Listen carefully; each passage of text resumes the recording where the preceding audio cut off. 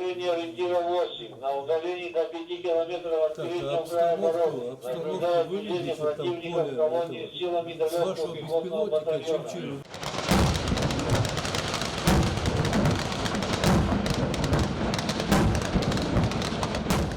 Розыгрыш этапа боевой стрельбы при участии всех привлекаемых и взаимодействующих подразделений, разведывательных и ударных беспилотных аппаратов, артиллерийских и авиационных сил состоялся в рамках командно-штабных учений и стал очередным этапом широкомасштабных учений.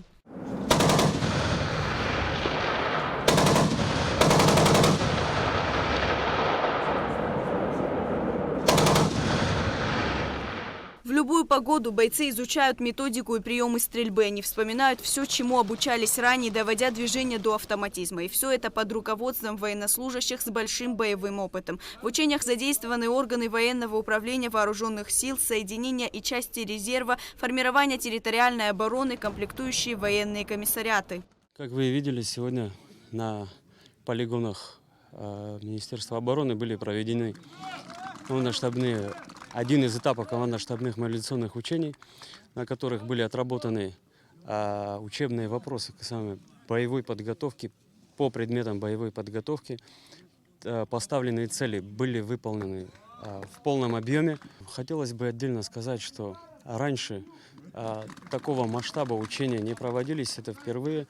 В будущем мы будем только наращивать и проводить более крупномасштабно. В ходе боевой стрельбы были совершенствованы навыки ведения боя из всех видов штатного вооружения и приданных средств по условному противнику.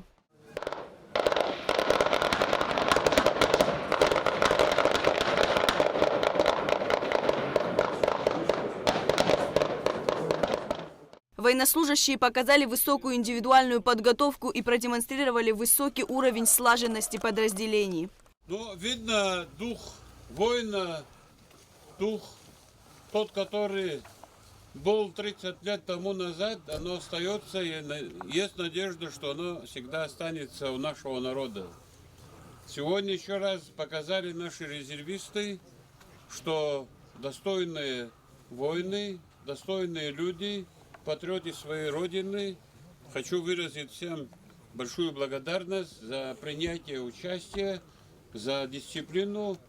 Боевые стрельбы стали завершающим этапом боевого слаживания и огневой выучки подразделений в целом, командиров, штабов и личного состава. Подразделения, выполнив поставленные задачи, продолжают активно выполнять другие специальные задания в рамках данных учений. Лаура Капш, Алексей Гухава, Абхазское телевидение.